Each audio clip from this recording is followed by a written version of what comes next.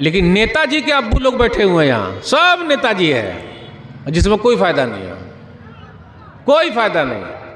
कोई बता दे? मेरे भाइयों, अपनी फिक्र कीजिए, खुद बचिए, दूसरों को बचाइए। कतबहुल्लाहु अलैक रफ़िअतिल अक़लाम व जफ़्फ़तिस सुहुफ़। पूरी दुनिया मिलकर फ़ायदा पहुंचाना चाहे नहीं पहुंचा सकते, मगर उतना ही फ़ायदा जितना कि रब ने लिखा है। पूरी दुनिया मिलकर नुकसान पहुंचाना चाहे नहीं पहुंचा सकते, मगर उतना ही नुकसान जितना कि रब ने लिखा है। आप लोग शेर व शायरी करते हैं? राहत इंदौरी का नाम सुने हैं आप लोग? जी सर। बोलिए ना भाई, राहत इंदौरी का नाम सुने हैं? जी। नहीं सुने राहत इंदौरी का? राहत इंदौरी ने कहा था, ऊंचे ऊंचे दरबारों से क्या लेना, ऊंचे ऊंचे दरबारों से क्या लेना, नंगे भूखे बेचारों से क्या लेना, अपना मालिक अपना खालिक अफजल है, आती जाती सरकारों से क्या लेना। हाँ, बच्चा रब्बुल नाम का बच्चा खो गया है, उसके वालिद साहब परेशान है, कहीं पर मिले किसी को बाइक स्टेज के पास पहुंचा दिया। इस तरह बच्चे की बात कीजिए। वहाँ पे है, चलिए। तो मेरे भाइयों, तौहीद में मजबूत होना बहुत ज़रूरी है। अगर हम और आप मजबूत हैं तो दुनिया की कोई भी ताकत हमें और आपको हिला नहीं सकती है। पढ़ाई लिखाई में भी आगे बढ़ना है। अल्हम्दुलिल्लाह मस्जिद भी है, मदरसे में है, लेकिन यहाँ कोई IAS ऑफिसर है? नहीं है। पुलिस वाला है? नहीं है। जज है? नहीं है। इसलिए आधी रोटी खाएंगे, बउआ को पढ़ाएंगे। और लेकिन यहाँ जितने लोग बैठे हुए सब नेताजी हैं। नहीं समझे? उर्दू नहीं आई समझ में? आप नेताजी हैं, आप नेताजी हैं, लेकिन सबको नेता बनने का शौक है। मेरे भाइयों, नहीं, IAS बनिए, IPS बनिए, पुलिस में आइए, जज में आइए। कंपटीशन की दुनिया है, कंपटीशन कीजिए। नेताजी के पीछे काहे भाग रहे हैं? आप ही बताइए, नेताजी को आपके बेटा का नाम मालूम है? नहीं मालूम है। लेकिन हमें और आपको नेताजी के बेटा का नाम मालूम है। वाह रे वाह! यानी दूसरे के बेटा की आपको बड़ी फिक्र है और अपने बेटा की नहीं। इसलिए मेरे भाइयों, आधी रोटी खाएंगे, बउआ को पढ़ाएंगे। अच्छा, आप ही बताइए, क्रिकेट खेल में आपके इलाके का कोई बच्चा है? आप लोग बोल भी नहीं कर रहे, लग रहा उर्दू नहीं आ रही समझ में। बोलना पड़ेगा भाई, सर हिलाना पड़ेगा, बताना पड़ेगा, तब ना मौली साहब समझेंगे। ये मौली साहब रिघाने वाले नहीं हैं, वो बात करने वाले मौलाना है। आपके इलाके का, आपके तरफ का, आपके क्षेत्र का कोई लड़का क्रिकेट में है इंडिया की टीम में? नहीं है सर, नहीं है सर। काहे नहीं है? अरे काहे नहीं है भाई? बोल भी नहीं रहे। अरे मेहनत कीजिएगा तब ना आगे जाइएगा। अच्छा, इंडिया की क्रिकेट टीम में कोई है कि नहीं है? हैदराबाद के ये है, ये है। क्या नाम है भाई? मोहम्मद सिराज। देखिए, है ना, सिराज को सब जानते हैं, इसलिए कि सिराज ने नाम पैदा किया है। आपके इलाके का भी, इस इलाके का एक लड़का है जो अभी मेहनत कर रहा है, जिसका नाम इजहार है। कहाँ का है ना? इस इलाके का, सीमांचल के इलाके का है ना भाई? जी। मेहनत कीजिएगा, आगे बढ़िएगा। ये छोड़ दीजिए कि कोई हमारे साथ बेईमानी कर रहा है ना। दुनिया झुकती है, झुकाने वाला चाहिए। तो मेहनत कीजिएगा तो आगे बढ़िएगा, नहीं कीजिएगा तो कुछ नहीं होगा। तो आगे बढ़िए, नेताजी के चक्कर में मत रहिए। आज हम और आप कमाने के लिए कहाँ जा रहे हैं? बम्बई जा रहे हैं, दिल्ली जा रहे हैं, कलकत्ता जा रहे हैं, गुजरात जा रहे हैं। काहे? अपने यहाँ कमाइए, मेहनत कीजिए। तो मेरे भाइयों, मेहनत करनी पड़ेगी। जब तक खुद नहीं कीजिएगा कोई कुछ नहीं कर सकता है। नेताजी आएंगे, भाषण करके चले जाएंगे, लेकिन मेहनत हमें और आपको खुद करना है। हम में से देखिए, कुछ भाई ऐसे हैं कि अगर कोई तरक्की करता है तो लोग उसके पीछे पड़ जाते हैं। जी नहीं मेरे भाइयों, आपने भी मेहनत करना। दुनिया कंपटीशन की है, निकलिए आगे, आराम से आप निकल सकते हैं, लेकिन बड़ी मेहनत करनी पड़ेगी। जब तक नहीं कीजिएगा कुछ नहीं होगा। माशाअल्लाह, अल्हम्दुलिल्लाह, जगाने वाले सब लोग हैं, लेकिन जागने वाले लोग कहाँ हैं? आज अपने समाज के अंदर, सोसाइटी के अंदर जो कुछ बुराई है उसको ख़त्म करना हम सब की जिम्मेदारी है। नबी सल्लल्लाहु अलैहि वसल्लम की सुन्नत से मोहब्बत, एक सुन्नत है दाढ़ी रखना। आज अपने यहाँ देख लीजिए, दाढ़ी वाले सिर्फ मौलाना लोग दिखेंगे, दूसरे लोग बूढ़े होने के बाद दाढ़ी रखते हैं। काहे भाई? अच्छा आप ही बताइए, जंगल में एक शेर होता है, एक शेरनी है। आपने जंगल के शेर और शेरनी को देखा है? होता है ना भाई। शेरनी को दाढ़ी है या शेर को दाढ़ी है? शेर को। बोलिए। शेर को दाढ़ी है, उसको बोलते हैं बब्बर शेर। क्या बोलते हैं उसको? बब्बर शेर, और बड़का बाल वाला है। अगर वो जंगल में दौड़ता है तो लगता है कि शेर दौड़ रहा है। अगर मैं आपको बोल दूं कि आप शेरनी हैं तो अच्छा लगेगा? ये देखिए सर हिला रहे, नहीं लगेगा। लेकिन मैं आपको बोल दूं कि आप शेर हैं तो सीना फुला लेंगे कि मौलवी साहब सही पकड़े हैं, हम शेर हैं। तो मेरे भाइयों, अगर शेर बन के रहना है तो दाढ़ी रखनी पड़ेगी, जैसा जंगल वाला शेर दाढ़ी रखे हुआ है। और अगर शेरनी बन के रहना है तो छिला के सब लोग घूम रहे हैं। आप ही बताइए, आ रही उर्दू समझ में? तो आप ही बताइए, शेर बन के रहना है या शेरनी बन के रहना है? नबी सल्लल्लाहु अलैहि वसल्लम ने फरमाया आफुल लिहा, सही मुस्लिम किताब उतारा, दाढ़ी बढ़ाओ, मोछ कटाओ। बम्बई कलकत्ता आप लोग गए होंगे, वो छक्का लोग होते हैं ना, ये पैसा ला, ये चल पैसा ला, लेकिन दाढ़ी वाले को देखकर इज्जत करते हैं भाई। करते कि नहीं करते? और दाढ़ी वाले जहाँ भी पहुँच जाएं अल्हम्दुलिल्लाह उनकी इज्जत होती है, सम्मान मिलता है। तो आप मामूली ना समझिएगा, और अल्लाह के लिए रखना है भाई। अच्छा आप ही बताइए, सिख और पंजाबी लोग दाढ़ी रखते कि नहीं रखते हैं? बिल्कुल रखते हैं। क्रिकेट के मैदान में साउथ अफ्रीका की क्रिकेट की टीम में एक दाढ़ी वाले खिलाड़ी थे, उसका नाम क्या था? हाशिम आमला। हाशिम आमला इतनी लंबी दाढ़ी रख के क्रिकेट खेल सकते हैं, तो हम और आप क्यों नहीं रख सकते भाई? इसी तरीके से इंग्लैंड की क्रिकेट की टीम में दो दो दाढ़ी वाले थे, एक का नाम मोइन अली और एक का नाम आदिल रशीद। देखिए दाढ़ी वाले को सब याद रखते हैं। मेरे भाइयों, दाढ़ी से इज्जत मिलती है, बेइज्जती नहीं। कितने लोग साउथ अफ्रीका में हाशिम आमला के लिए नकली दाढ़ी लगा लगा के स्टेडियम में बैठे रहते थे, उनको बड़ा अच्छा लगता था। और हाशिम आमला की इज्जत में सब खिलाड़ी लोग जब कभी आउट होके चले आते थे तो इनको समझाते थे, वो भाई आज नसीब का नहीं था, आज अपना दिन नहीं था भाई, इसलिए आउट हो गए तो आउट हो गए। कितने लोग उनको देखकर, वो जब नमाज पढ़ते थे तो देखकर सम्मान करते थे। कितने लोग जो पीने वाले नहीं पीते थे, तो आप क्या समझते हैं, मामूली समझ रहे हैं? तो मेरे भाई, वो दाढ़ी से सम्मान मिलता है, इज्जत। अपने समाज के अंदर आप देख लीजिए, दाढ़ी वाले ही की बेइज्जती हो रही है, वो है बेचारे मौलवी साहब लोग। आजकल लोग मौलाना लोगों को सबसे घटिया समझते हैं, समझ रहे हैं ना? सबसे क्यों? पैसवा नहीं। अगर पैसा आ जाए तो देखिए मौलाना लोगों के पीछे सब भागेंगे, नेता के पीछे सब भाग रहा है, मालदार के पीछे सब भाग रहा है, जबकि मौलाना की बेइज्जती करता कोई इज्जत नहीं। मेरे भाइयों, यही मौलवी है जिसकी वजह से हम और आप नाम के मुसलमान हैं, काम के भी हैं, नाम के भी हैं। अच्छा आप ही बताइए, जब हम दुनिया में आए थे तो कान में अजान किसने दिया था? बोलिए ना भाई। मौलवी साहब ने। जनाजा जब पढ़ाया जाता है तो हम और आप किससे पढ़वाते हैं भाई? नेताजी से, डॉक्टर साहब से, इंजीनियर साहब से, मास्टर साहब से। जनाजे की नमाज कौन पढ़ाएंगे? मौलवी साहब। निकाह कौन पढ़ाएंगे? डॉक्टर साहब, इंजीनियर साहब, मास्टर साहब। अरे कौन निकाह पढ़ाएंगे?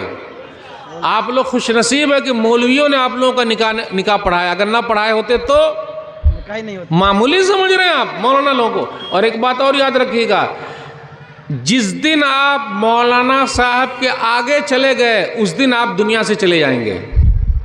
ये उर्दू नहीं आई समझो, अभी समझाता हूँ, रुकिए। जिस दिन आप मौलाना साहब से आगे गए उस दिन आपको दुनिया से जाना पड़ेगा। कोई समझ पाया? जी सर। आप लोग बोल रहे हैं हमको हिंदी अच्छी आती है। जिस दिन आप मौलाना साहब के आगे रहेंगे उस दिन आप दुनिया से चले गए हैं, मतलब मुर्दा। हम और आप जब तक जिंदा हैं मौलाना के पीछे रहेंगे, और जिस दिन मर जाएंगे उस दिन मौलाना के आगे चले आएंगे। ये है मौलाना की इज्जत। मामूली समझ रहे हैं आप? एक ही मर्तबा आप मौलाना से आगे जा सकते हैं, वो क्या? जब आप दुनिया से चले जाएंगे। लेकिन हमेशा आपको पीछे रहना पड़ेगा। नमाज में पीछे, अजान में पीछे, सब में पीछे, जब मर गए तो आगे। मामूली ना समझिएगा। इमाम साहब की दुआ भी लगती है, इमाम साहब की बद्दुआ भी लगती है, दोनों लगती है। आप मामूली ना समझिए। सब लोग बोलते हैं मौलवी साहब दुआ करें खूब भालो भालो हो जाए, तो ऐसे दुआ कर देंगे? वाह रे वाह। तो मौलवी साहब की दुआ भी लगती है, मौलवी साहब की बद्दुआ भी लगती है। सुन लीजिए हदीस। वो जो माल आ रहा है ना, मौलाना दुआ कर रहे हैं, अभी देखिए सिर्फ दुआ ही चल रही है। जितना पैसा दिया उससे ज़्यादा तो दुआ ही ले लिया। जितना हमने और आपने दिया नहीं, उससे ज़्यादा दुआ ले ही लिया।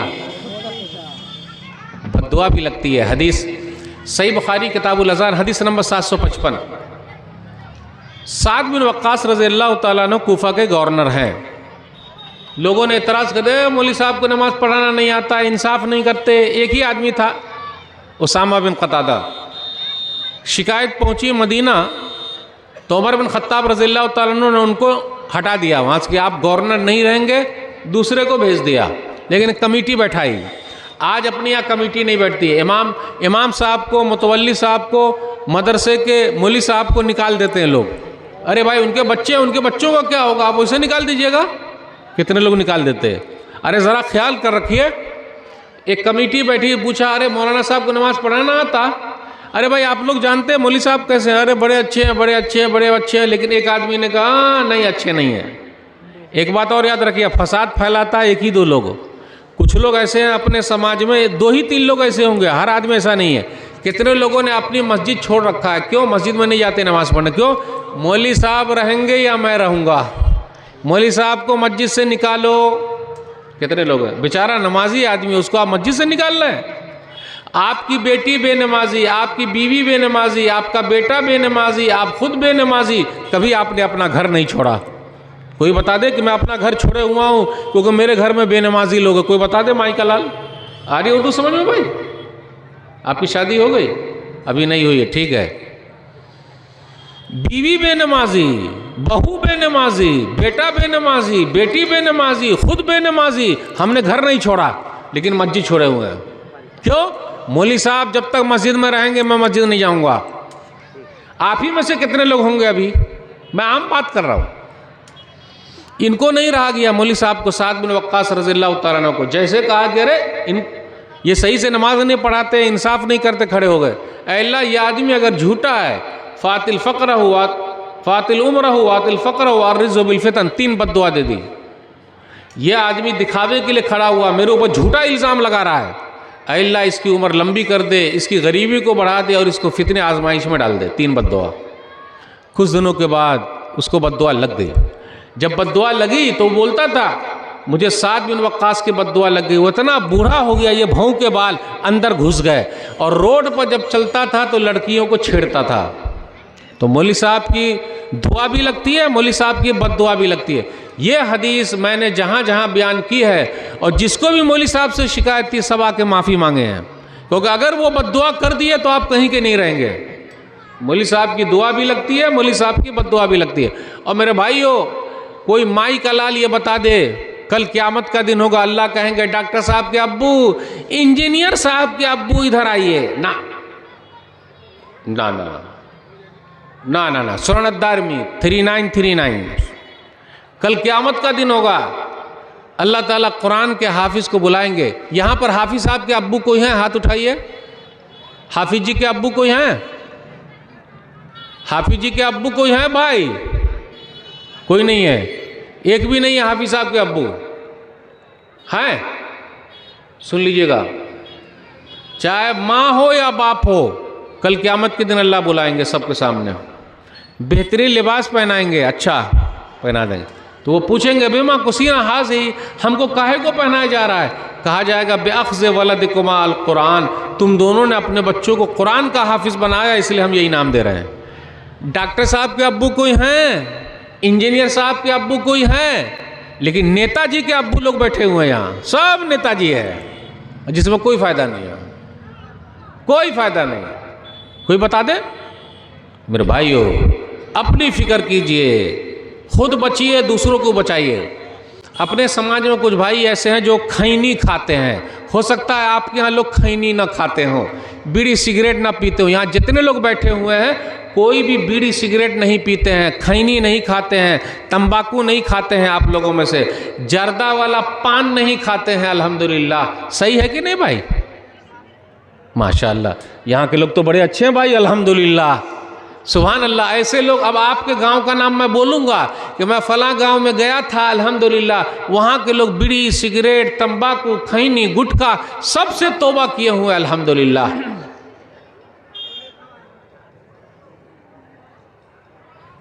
हाँ की भाई, सब है? अरे रे रे रे रे रे, सब गड़बड़ हो गया भाई, सब गड़बड़ हो गया। हम तो सोचे हुए थे कि खामोश बैठे हुए, इसका मतलब नहीं है खा रहे इसलिए खामोश है। अच्छा, इसलिए खामोश रहना भी चाहिए। मेरे भाइयों, आप ही बताइए, तंबाकू खैनी गुटखा खाने से सेहत बनती है? नहीं। कैंसर हो जाता है? डिब्बी पर लिखा हुआ रहता है कैंसर के लिए है। हम खुद ही कैंसर को खा रहे हैं। अब कितने लोग क्या बोलते हैं, मौलवी साहब फलाने आदमी तो नहीं खाए फिर भी कैंसर हो गया। बड़ा मसला भाई, ये दलील को तोड़ेंगे कैसे? तोड़ेंगे कैसे? तो आप जहर पीने से मौत नहीं होती तो हम भी पी ले, फलाना आदमी की हो गई, लेकिन डिब्बी पर काहे लिखा हुआ भाई ये कैंसर आप खा रहे हैं, ये गुटखा खा रहे हैं तो यहां पर ये कट के गिर जाएगा, हॉस्पिटल में जाइए। ठीक है, अल्लाह ने उसको भी लिख दिया तो आजमाइश में, इसको भी आजमाइश में, लेकिन है कि नहीं? डॉक्टर ने कहा है कि नहीं? वला तक़्तुलू अनफुसकुम, सूरह निसा सूरह नंबर 4 आयत नंबर 29, अपने आप को कत्ल मत करो। सूरह बकरा सूरह नंबर 2 आयत नंबर 195, वला तुल्कू बिअयदीकुम इला तहलुका, अपने आप को हलाक मत करो, बर्बाद मत करो।